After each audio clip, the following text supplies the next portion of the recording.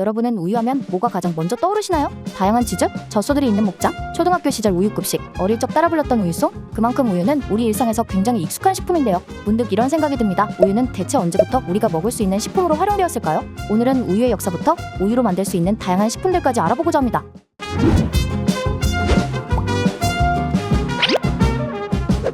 그렇다면 우리 민족은 언제부터 우유를 마셨을까요? 우리 민족도 꽤 오래전부터 우유를 마셔왔지만 이러한 사실을 입증할 역사적 자료나 기록이 불충분하기 때문에 정확한 시초를 알기 어려운 것일 뿐, 많지는 않지만 남아있는 기록들에서 우리 선조들이 우유를 마셨다는 흔적을 찾아볼 수가 있는데요. 우유에 대한 구체적인 기록은 1285년경 고려 때 승려 일원이 지은 삼국유사에 처음 등장합니다. 우유로 식품, 즉 유락을 만들어 왕에게 바쳤다는 내용이 기록되어 있죠.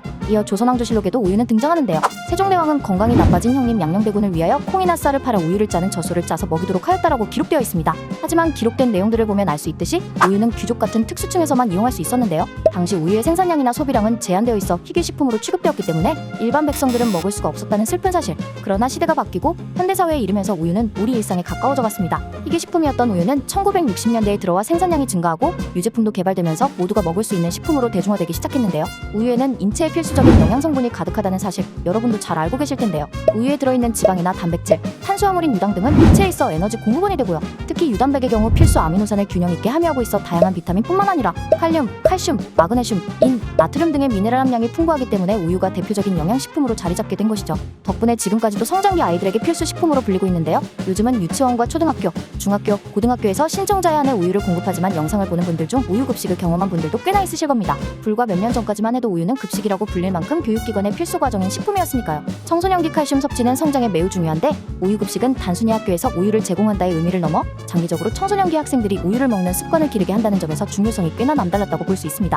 다양한 맛의 우유를 골라 먹는 재미도 있었는데요. 하지만 우유를 활용한 다양한 식품들도 만만치 않습니다. 이제 우유의 끝없는 매력에 대해 알아볼까요? 우리가 음식을 만들 때 자주 사용하는 식재료들에는 우유를 활용한 재료들이 굉장히 많은데요. 우선 대표적으로 치즈. 치즈는 우유나 다른 동물의 저자 함유된 유단백 카제인을 추출한 후 미생물이나 효소를 통해 응고, 발효시키고 수분을 제거하여 만드는데요. 숙성이나 가공하는 방식에 따라서 그 종류도 굉장히 다양합니다. 모짜렐라부터 체다, 리코타, 까망베르 브리, 마스카포네, 고르곤졸라, 고다, 에멘탈 등 세세하게 나누면 수십 가지도 된답니다. 우리에게 익숙한 몇 가지만 살펴볼까요? 햄버거나 샌드위치에 들어가는 슬라이스 치즈의 경우에는 숙성도가 다르거나 다른 여러 종류의 자연 치즈를 혼합하고 열 처리해서 만들어지는 가공 치즈의 한 종류이고요. 빵에 발라 먹거나 샐러드에 곁들여 먹는 리코타 치즈의 경우 우유를 가열하고 산과 사워크림을 넣어 응고된 덩어리를 면포에 걸러 붙여서 만들어지는 비숙성 원질 치즈의 한 종류죠. 그리고 흔히 피자 치즈로 알려져 있는 모짜렐라 치즈는 슬라이스 치즈인 가공 치즈와 더불어 한국에서 가장 보기 쉬운 치즈인데요. 물소 젖어 바로 분리해서 만드는 생치즈의 일종입니다. 이렇게 요리에 활용되는 것 외에도 아이들은 치즈 자체를 간식으로 먹기도 하고 또 어른들은 와인을 마실 때 안주로 먹기도 하는데요. 에멘탈 치즈를 보면 추억의 만화풍과 제리가 떠오르기도 합니다.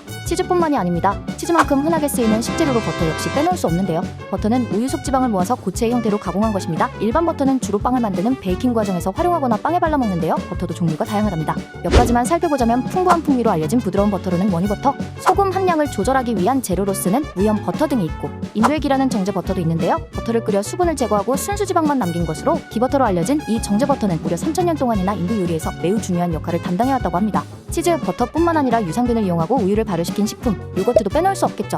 요거트는 모두 같은 발효유로 만들어지지만 우유의 함량이 높을수록 목넘김이 달라진다고 하는데요. 우리가 흔히 음료로 마시는 요거트부터 떠먹는 요거트, 짜먹는 요거트까지 우리나라에서는 이렇게 음료나 디저트용으로 많이 먹지만 요거트의 본산인 튀르키예와 그리스에서는 요거트로 소스를 만들거나 수프를 끓여 먹는 등 다양한 요리에 사용하고 있다고 하네요. 요거트 말고도 유산균을 이용한 제품으로는 건강기능식품으로 활용되고 있는 프로바이오틱스까지 있는데요. 이외에도 우유를 활용한 재료에는 우유에서 비중이 적은 지방성분을 분리하여 만든 생크림, 우유의 수분을 증발시켜 가루 형태로 만든 분유까지 각종 유제품과 가공유들도 꽤나 많답니다. 우유의 매력이 여기서 끝? 에이 설마요. 우유는 다양한 음식과 요리에도 활용되는데요. 든든한 한 끼를 책임지는 다양한 빵의 재료가 되기도 하고 파스타, 카레 등 요리에 부드럽고 고소함을 살리는 재료가 되기도 합니다. 다가오는 여름에 맛보는 시원한 소프트 아이스크림에도 우유가 있네요. 앞서 소개한 음식 외에도 우유를 활용할 수 있는 음식은 무궁무진하게 많지만 모두 설명하기엔 끝이 없으니 여기서 마무리해볼게요. 이처럼 식품으로도 재료로도 맞는 그 자체 다양한 매력을 갖고 있는 우유. 오늘은 우유에 관한 역사부터 우유를 활용한 다양한 식품들까지 알아보았는데요. 다들 오늘은 시원하게 우유 한 잔 어때요?